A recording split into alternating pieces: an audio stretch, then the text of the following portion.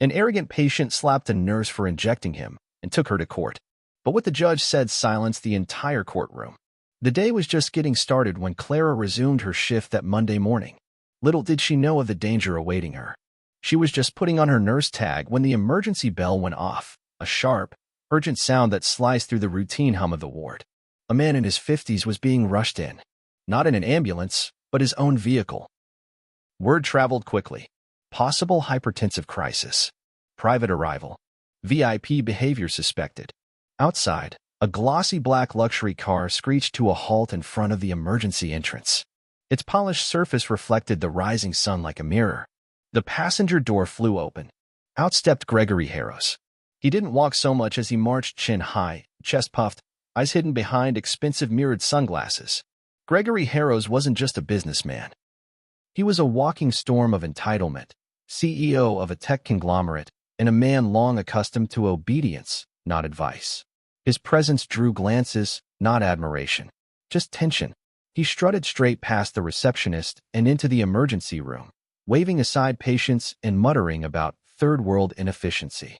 A woman waiting with her child flinched as he brushed past. Nurses, meanwhile, exchanged weary glances. Some already knew the name. Gregory had that kind of reputation. Loud, controlling, and deeply dismissive of anyone not wearing a Rolex. Get someone who knows what they're doing.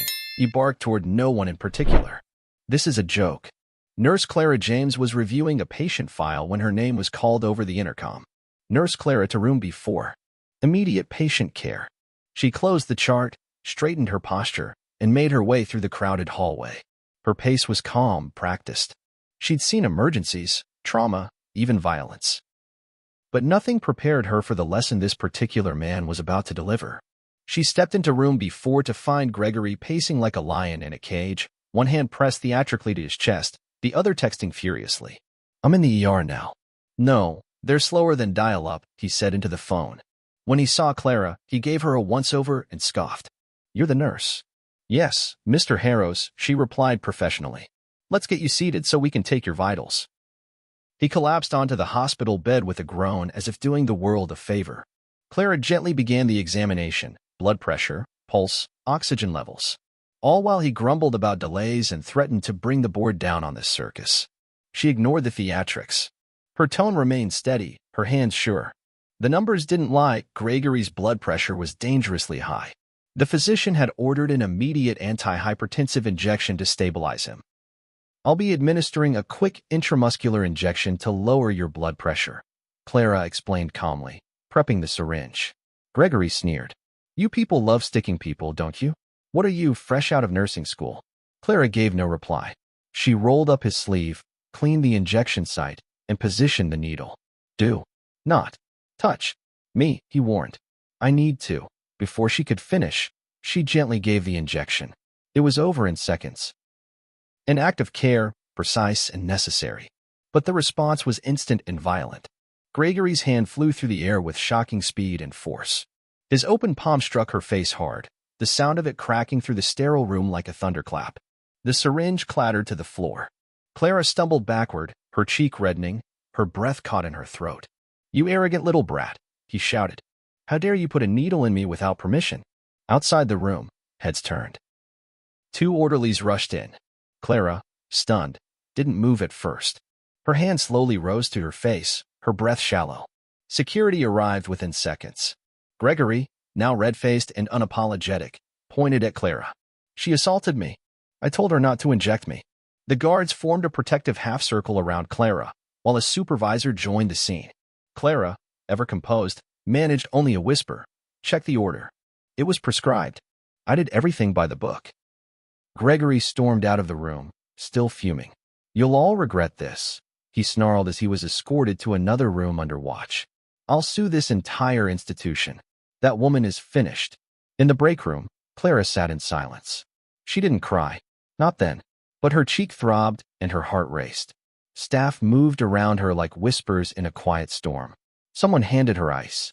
Someone else called the administrator. The hospital's legal team was notified. Clara filed a formal incident report.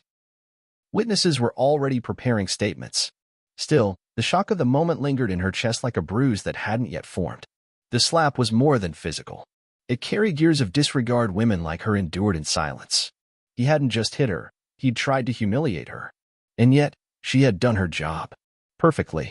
Later that day, Gregory left the hospital against medical advice, barking orders into his phone about legal actions.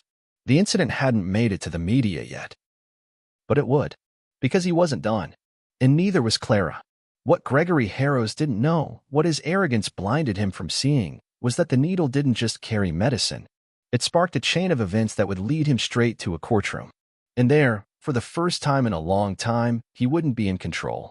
He thought his wealth could silence a nurse. But he was about to learn that dignity, when pushed far enough, has a voice of its own. And when Clara finally spoke, so would the entire nation. Days later, headlines blaze. CEO sues nurse for assault. The image accompanying the headline is a split screen. On the left, Gregory Harrows exiting the courthouse in sunglasses and a smirk. On the right, nurse Clara James in blue scrubs, a faint bruise still visible on her cheek. The story has gone national. Talk shows pick it up. Panelists argue. Online comments flood every platform. Some questioning Clara's actions, others outraged at the arrogance of a man trying to use the law as a sword rather than a shield. But now, the case moves from speculation to trial. Truth will no longer hide behind headlines. It will have to stand up in court. Inside the towering city courthouse, the corridors are lined with cameras and whispers. It's a spectacle. Some came for drama, others for justice. Many just want to see if a nurse, quiet, ordinary, without wealth or celebrity, can possibly win against a man like Gregory Harrows. In courtroom 4B, Clara sits still at the defense table, her hands in her lap, her expression unreadable. She's dressed in navy blue, minimal makeup, and her nurse badge tucked carefully inside her purse. Her lawyer, Malcolm Reeds, a calm but formidable figure, reviews his notes beside her. He has no theatrics, just facts. And a video. Across the aisle, Gregory is flanked by a fleet of attorneys in three-piece suits and glossy shoes. His lead counsel, Charles Langley, projects confidence, pacing with a quiet swagger. Gregory lounges like he's waiting for a delayed flight, not a verdict that could destroy his name or hers. The judge enters, the Honorable Eleanor Dawes. She's known in legal circles as a no-nonsense adjudicator, infamous for dismantling ill-prepared arguments with a single glance. Her reputation precedes her. She doesn't tolerate showmanship. She values truth. All rise, the bailiff says. Everyone stands. The judge gives a single nod before sitting. Be seated, she says, and just like that, the trial begins. Langley opens for the plaintiff. Your Honor, he begins, voice smooth as silk, this is a case about rights. About autonomy. My client, a respected executive, sought medical help and was instead subjected to a violation of his person. He clearly communicated that he did not consent to the injection. Despite that, Nurse Clara James forcibly administered medication, causing him emotional distress and physical trauma. He turns to the jury. Imagine yourself in his position, vulnerable, unwell, and then suddenly injected against your will. That is not medical care. That is assault. Gasps ripple faintly through the courtroom. Some jurors shift uncomfortably. Langley continues, my client is not here to destroy a reputation. He is here to restore his own. To remind this court that professionals, no matter their title, are still bound by rules. Judge Dawes takes notes, unreadable. When it's Clara's turn, Malcolm Reeds doesn't rise with drama. He simply stands, adjusts his glasses, and says, Your Honor, we agree. This is about accountability. But it is not Nurse Clara who failed that duty. He motions to the screen at the front of the room. With your permission, I'd like to present evidence from the hospital's security cameras. Judge Dawes nods. The lights dim slightly. The room goes silent. The footage plays. It's black and white, silent but crystal clear. It shows Gregory entering the hospital, waving off the receptionist. Nurse Clara approaches him in a treatment room. She speaks calmly. He gestures aggressively. She prepares the injection, her hands steady, her posture composed. Then it happens. He slaps her. Even without audio, the impact is visible. Clara stumbles back. The needle falls. Gregory shouts. Security arrives. The frame freezes on Clara's stunned face, marked by professionalism, not panic. The lights return. Reeds turns to the jury. This footage captures everything the headlines ignored. A nurse, doing her job. A patient, reacting not in pain, but with violence. Gregory leans forward in his chair, his calm cracking. Langley jumps to object. Your Honor, that footage doesn't include audio. We can't know what was said. My client clearly told her not to touch him. Judge Dawes cuts in. And yet your client physically assaulted a nurse, correct? Langley hesitates. He responded, emotionally. Out of fear. Reed steps in. And is fear now a defense for battery? Because if so, thousands of healthcare workers are at risk every day. The tension in the room thickens. The judge turns to Gregory. Mr. Harrows, do you dispute the events shown in the footage? Gregory straightens his shoulders. I told her not to inject me. I made that clear. She ignored me. Did she explain it was medically necessary? She didn't have my permission.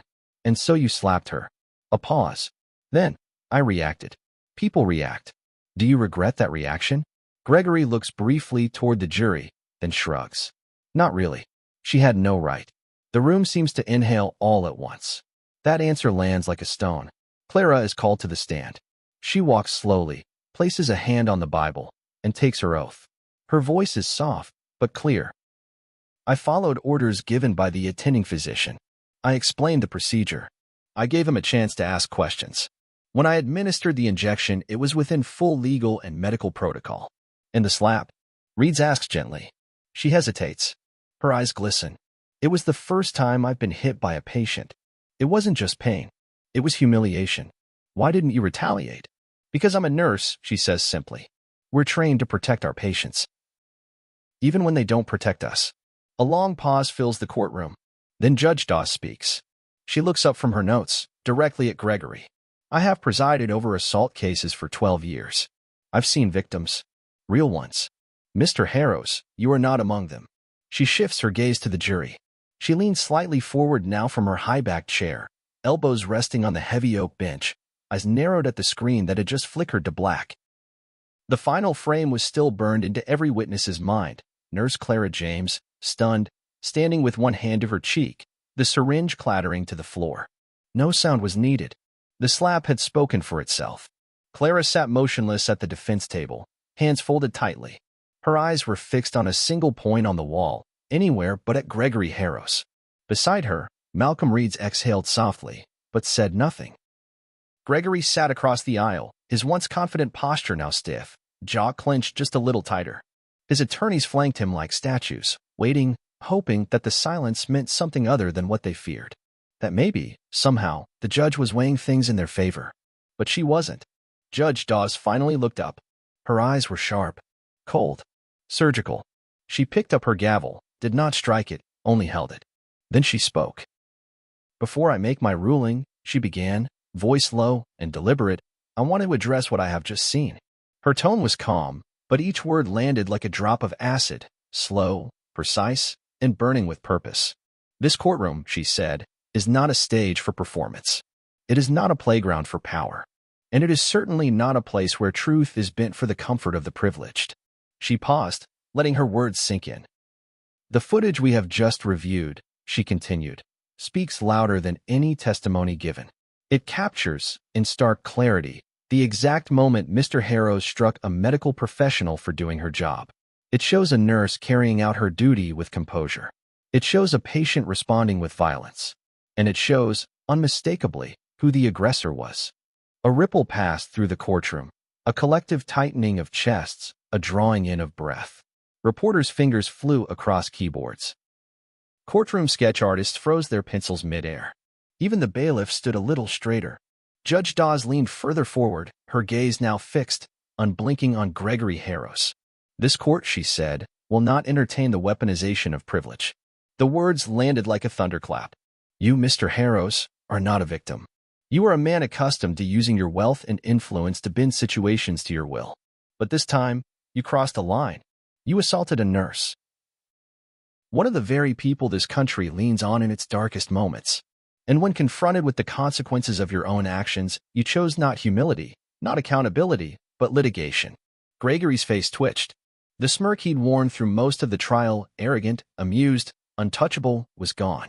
In its place, something closer to disbelief. His mouth opened slightly as if to respond, but no sound came. Judge Dawes continued, her voice rising not in volume, but in weight. You took this woman, this professional, this caregiver, and dragged her name through the mud. You painted her as reckless. You called her dangerous.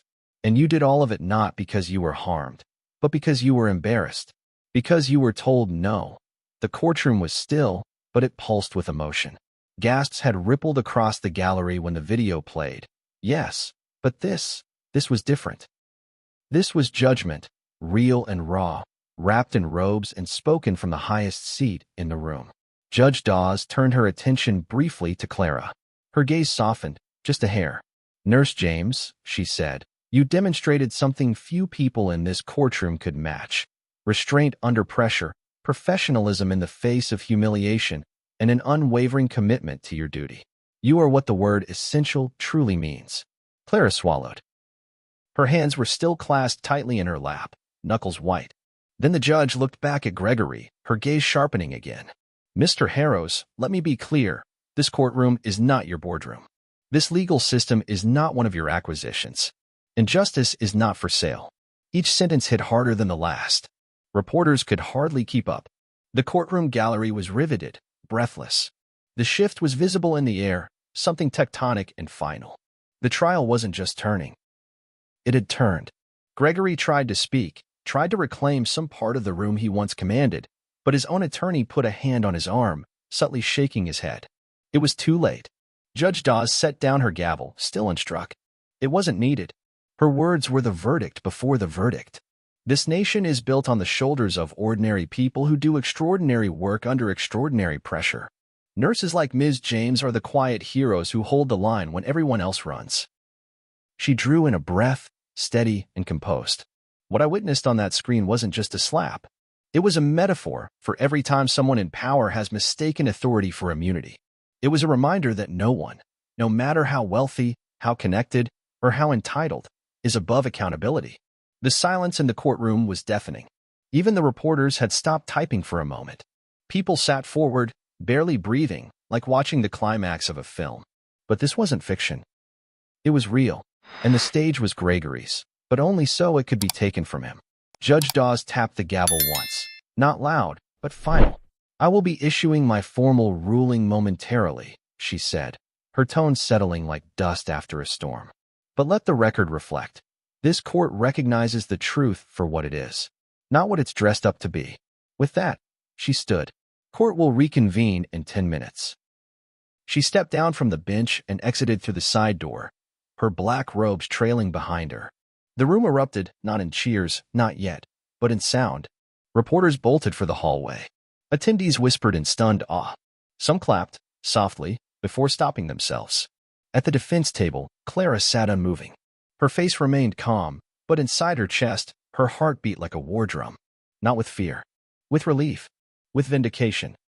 Across the aisle, Gregory sat as if made of stone, lips pressed in a pale, trembling line. The media, once his allies, were already shifting. Lenses no longer focused on him in admiration, but in scrutiny. He had walked into the courtroom a CEO demanding justice. He now sat as a man exposed. The courtroom, once his stage, no longer belonged to him. It belonged to the truth. And it had spoken, loud, clear, and devastating. The gavel had barely cooled when the world caught fire. By the time the courtroom doors swung open, the headlines were already updating in real time. Judge destroys CEO in shocking courtroom speech. Nurse vindicated after viral assault case.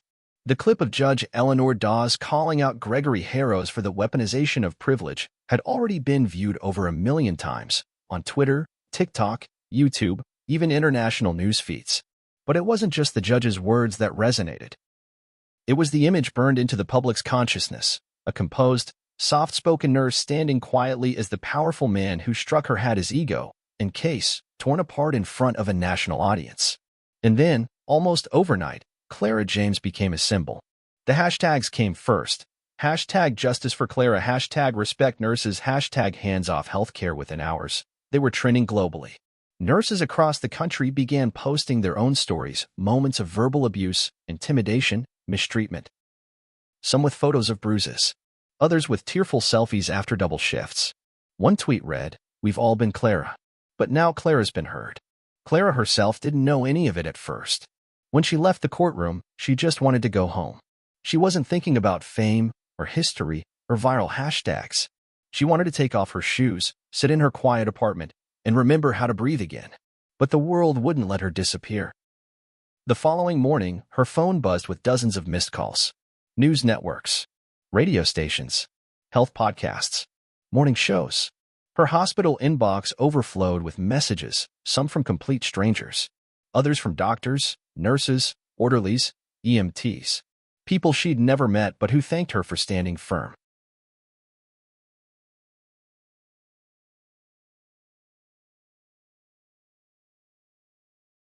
For showing the world what so many in healthcare quietly endured. She agreed to one interview. Just one. A local television crew set up in the modest living room of her one-bedroom apartment. Clara sat in front of the camera in a gray cardigan, her hands clasped nervously in her lap. No makeup team. No scripted lines. Just her voice.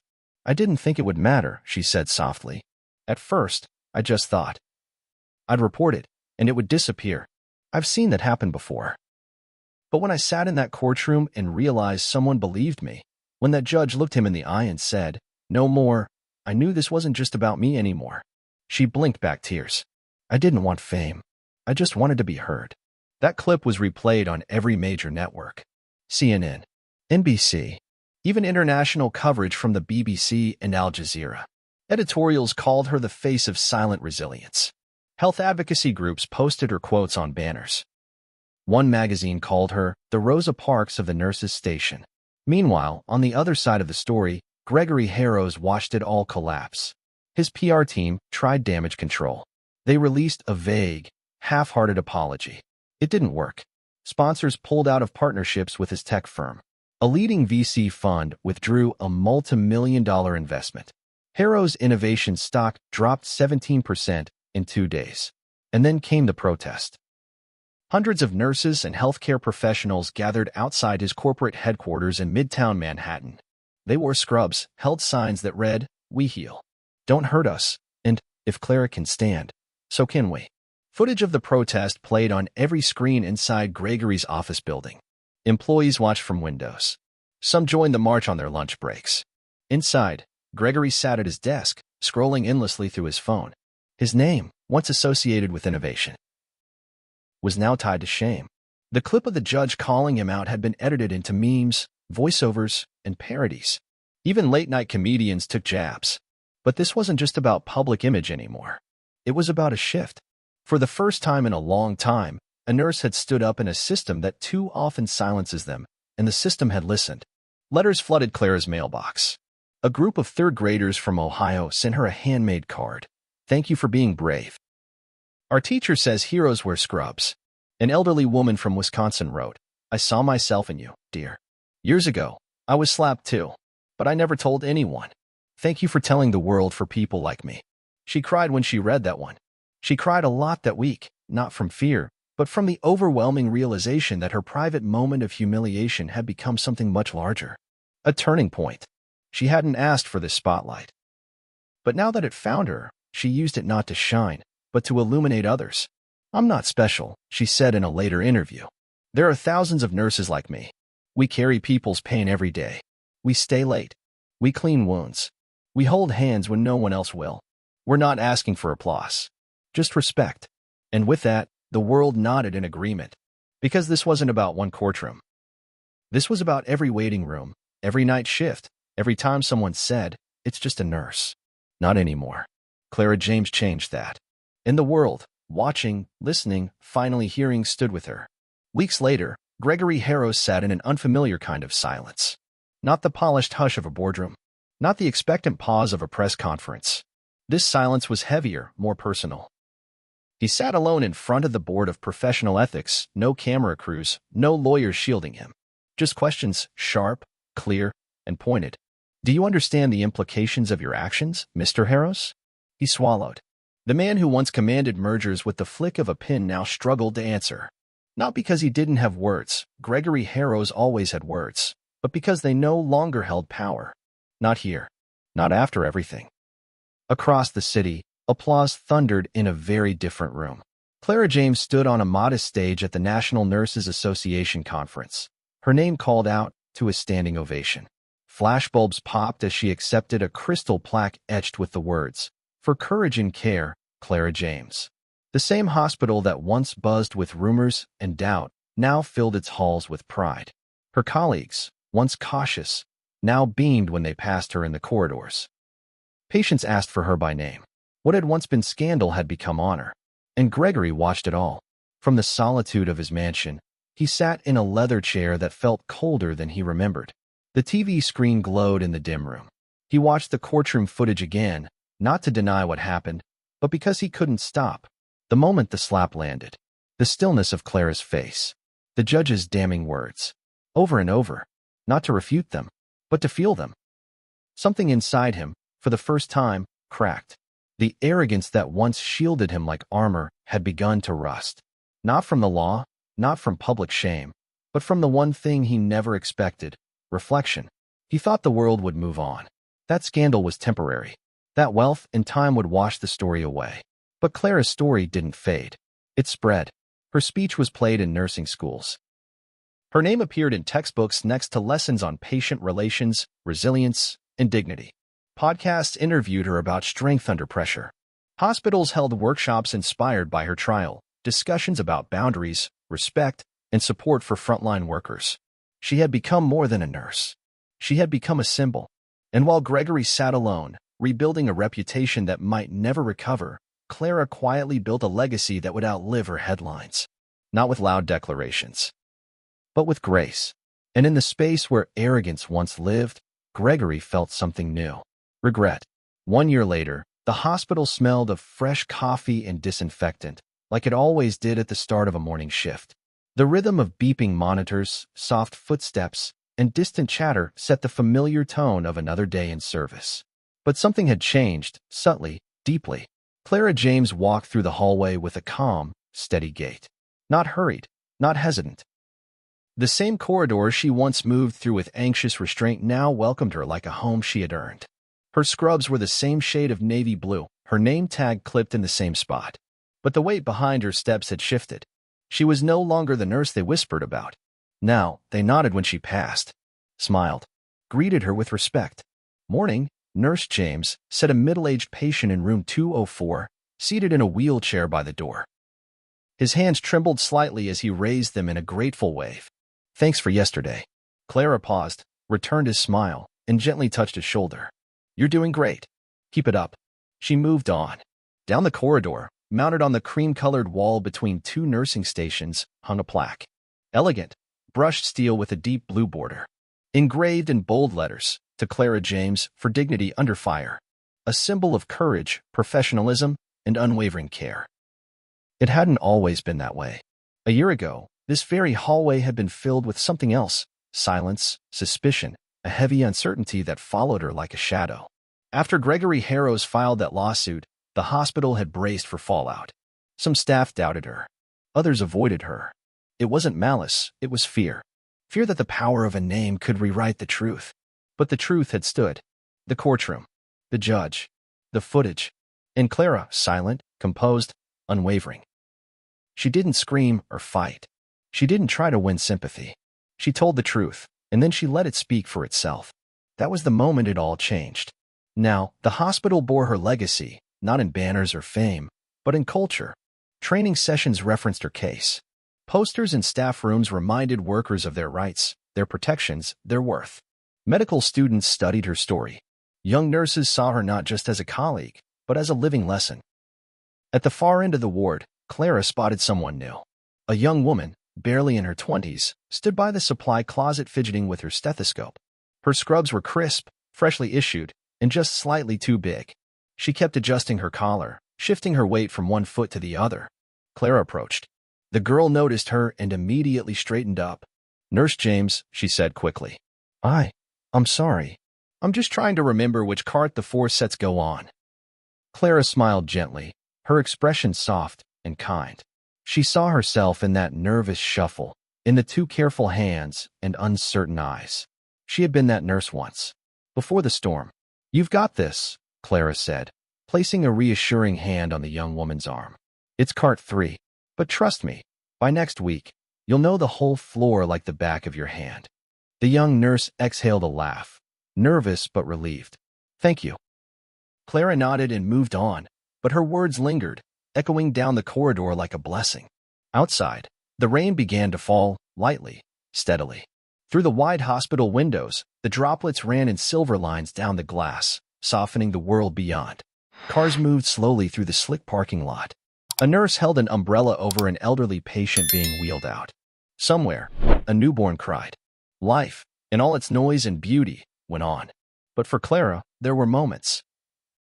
Quiet, private moments when time felt paused. When she thought back to that day. Not the slap, not even the trial, but the space between, the stillness before the verdict, the quiet strength she had clung to when everything inside her had wanted to break. She didn't remember her own voice as much as she remembered the weight of silence, the pressure of being watched, judged, measured, and she remembered what followed. Not fame, not glory, but change. Nurses from other hospitals had written to her. Some she never met. Others became friends. They shared their stories. Some heartbreaking, some infuriating, but all of them carried the same thread, silence that needed breaking. She hadn't asked to be the one to break it, but she had. And because of that, things had begun to shift. One hospital changed its code of conduct, explicitly adding protections for nurses facing abuse. Another implemented new de-escalation training. A nonprofit created a scholarship in Clara's name for nursing students who demonstrate resilience and advocacy. Clara never saw herself as a leader, but she had become one, in the quietest and most lasting way, not by demanding to be heard, but by standing firm when others might have crumbled. Her legacy wasn't loud. It wasn't printed on billboards or headlined in tabloids anymore. It lived in the quiet thank yous from patients, in the strengthened policies, in the way a young nurse breathed easier knowing someone had come before her and stood her ground. As Clara made her way back toward the nurse's station, she paused by the window, looking out at the rain. The city moved quietly beyond it, unaware that one of its quiet heroes stood just on the other side of the glass. Not every legacy makes noise. Some simply endure, etched not in stone, but in memory. And for Clara James, that was more than enough. If you enjoyed this powerful story of Clara James and the courtroom showdown with Gregory Harrows, don't forget to like, share, and subscribe for more true, inspiring narratives. We'd love to hear your thoughts. What do you think about how it all ended? Was justice truly served? Drop your comments below and tell us what part moved you the most. Rate the story on a scale of 1 to 10 and let us know where you're watching from. We love seeing our audience from around the world. Your support helps us bring more stories like Clara's to life.